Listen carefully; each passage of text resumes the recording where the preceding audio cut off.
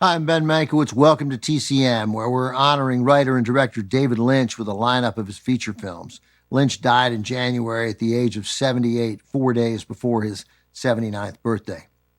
Over the course of his career, Lynch only directed 10 narrative feature-length movies, but he was a far more prolific director than that number indicates. When you count music videos, short films, TV episodes, and commercials, Lynch's directorial efforts are in the hundreds. And during it all, Lynch also worked as a painter and sculptor. He was a Renaissance man in the truest sense of the word. By the way, someone on YouTube has compiled 30 minutes worth of Lynch's television commercials, and it's definitely worth your time if you're a fan of Lynch's work, and you ought to be. In the meantime, we have another David Lynch feature up next. From the Samuel Goldwyn Company in 1990, Wild at Heart. It's a film that joins Terrence Malick's Badlands and Steven Spielberg's The Sugarland Express in the subgenre of movies about dangerous lovers on the run. Wild at Heart is based on a novel by Barry Gifford. Lynch read it before publication in 1990. The book's original title was longer. It was called Wild at Heart, The Story of Sailor and Lula. It's a story of two young lovers torn apart when Sailor has to serve a prison sentence for a violent crime.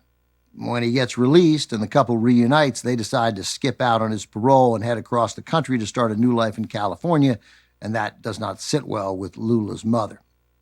Lynch knew right away that he wanted to adapt the novel, make it his next film, and he also knew exactly the actors he wanted to play the star-crossed lovers, Nick Cage and Lynch's Blue Velvet star, Laura Dern.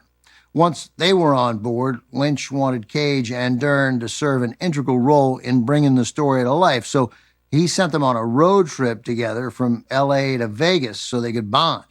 Then Lynch encouraged Cage and Dern to improvise freely during production. Reportedly, they improvised entire scenes.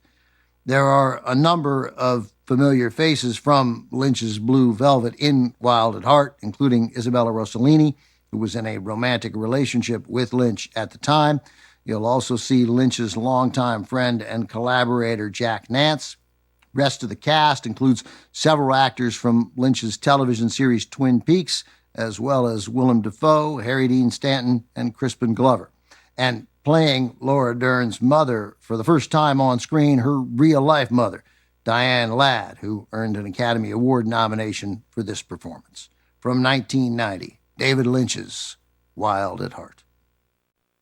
Though Wild at Heart is based on a novel by Barry Gifford, David Lynch made significant changes to the story when he wrote a screenplay.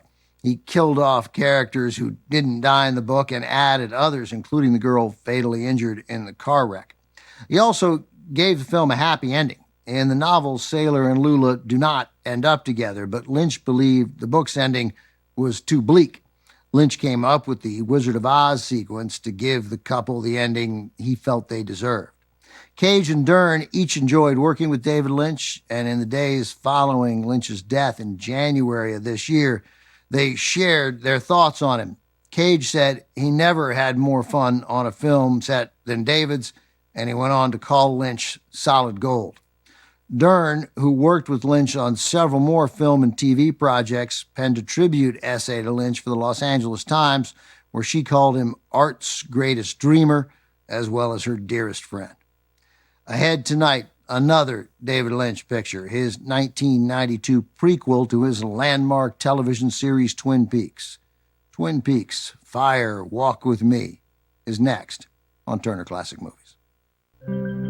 Next on TCM, Twin Peaks, Fire, Walk With Me, then Eraserhead, and later, The Wagons Roll at Night. Stay up late with TCM Tonight.